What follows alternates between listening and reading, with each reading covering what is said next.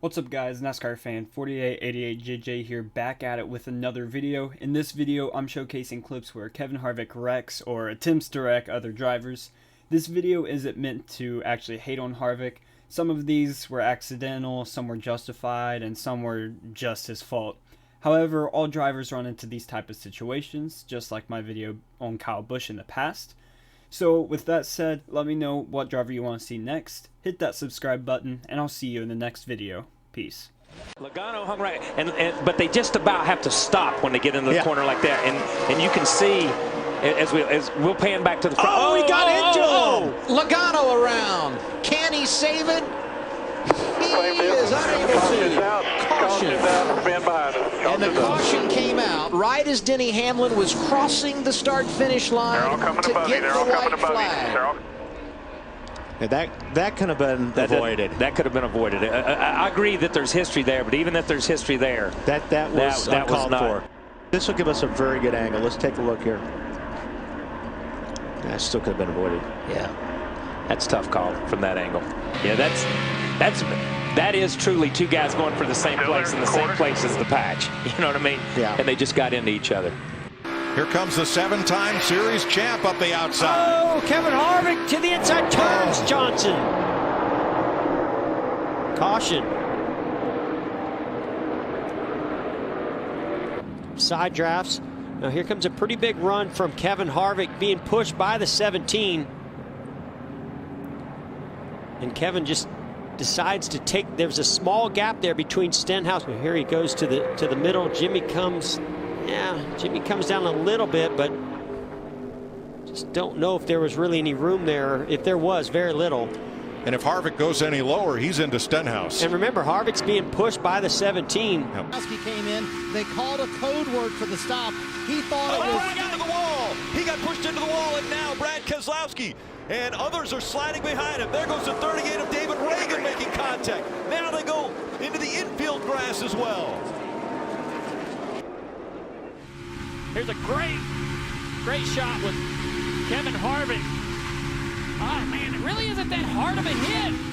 It looked like he was just trying to get Brad moving. Down. Oh, he gets a big push from the 4, and that just turned him. The 4 hit him pretty hard, and Brad just lost control of the car. Turned Brad into the outside wall really hard. Plenty big enough for those quarter midgets to jump. The contact between Larson and Harvick. Wow. See what, they're close together going down the back. Harvick comes down, and then the 42 comes up. They make contact. It turned the 42 sideways into the 4 Harvick, and he made heavy contact back up. Maybe didn't quite appreciate the 42 getting them loose like that. Oh yeah. I don't know if I can blame that all on. No, I'd say Kevin was definitely moving left when that happened. He really does want that outside groove. He's not going to try it on the bottom. And Harvick still working Logano on the outside, or trying to get on the outside of Logano. That is for 6th. July Series win. And we got Logano in the wall back here. Yeah, that's what I'm talking about right there, boys. You guys are awesome. Logano was running 5th. He does get it refired and finishes 14th. All right, let's go back and show you what happened at the end of the race. There's Joey Logano out of the car. And this was 4-5. Whoa, boy, Kevin. Bump and run, baby. Harvick gets 5th. And Logano gets dumped to 14th. Well, the guy said it in countdown. Until he starts pushing back, people are going to keep pushing him. See Harvick racing Kyle Busch for position after they've made their stops. Oh! Very turned him. Oh, man. Was that a misjudgment, or was that a turn on purpose? Rusty, what do you think? Well, it looked like Kevin was trying to dart back underneath him. He had a big run and just didn't quite clear him. It looked like a racing accident to me, but boy, it's they bumped earlier, though. Remember, they had some... Makes you wonder. Wow. See, Kevin tried to do that swap over. It's coming off the top of the racetrack. He did. He slid right up. Thought he had him cleared. Kevin gets below him, and woo! I'd say it was incidental, but Kyle's probably not going to feel that way. 7 cars that hadn't pitted yet in this exchange of stops. Rusty, what do you see there? They just got so close, Brad, coming off of turn 4 right there. Kevin had a big head of steam up on the 18 car, tried to dart back underneath and didn't quite clear him, got into his left rear quarter panel. Green flag back in the air. The 4 not going. They wreck behind him. The green flag is out as they cross the start-finish line. Will they throw the caution? Here we see they're under green flag. NASCAR's looking at the track, trying to determine if these cars can drive off. It's very important to see who the leader is when the light comes on. Caution comes out, and that's how close it is. Can Harvick do it? The final turn.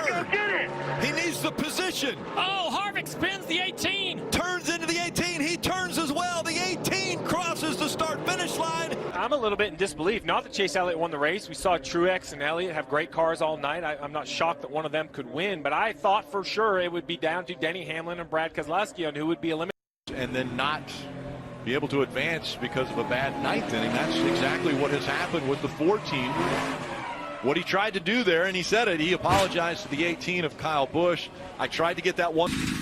You saw it, the battle for the lead heated up to the point where they were side by side trying to come out of turn 2, and contact with the wall for Ross Chastain. 40 is definitely going to hold up the 42. Harvick knows it. He tries to get through there. The 42 squeezes down. Harvick does not get out of the gas. He slides up. They both run out of real estate. I'm not sure how hard the 98 was into the 42 before the 42 hit the outside wall.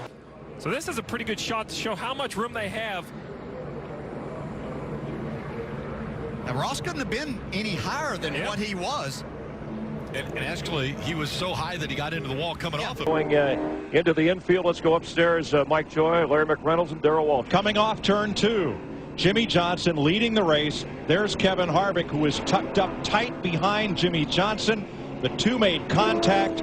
Johnson went around. Mark Martin went to the outside wall. There is Rusty Wallace, crashed to the infield, as is Joe Nemechek. Things got too close in turn 2. Yeah, there's this bump drafting thing that's going around, and it's gotten out of hand. You know, bump drafting down here, you do down a straightaway, in a straight line, and it seems like everybody's got the idea you can do it just anywhere you want to. It's laid into him right there and just gets him loose. Mark has nowhere to go. Everybody starts checking up a little bit, and hello. Boy, Jeff Burton, the 31, and Tony Stewart, the 20, just makes it through, as well as Bobby Labonte in the 18. 48 car to the garage. And that will mean that Jimmy Johnson will have to trot out a backup car and start at the back of the 500 with a lot of these drivers here. Whoa, Rusty. Another wild backstretch ride at Daytona for Rusty Wallace. Not visible. Right. But wow.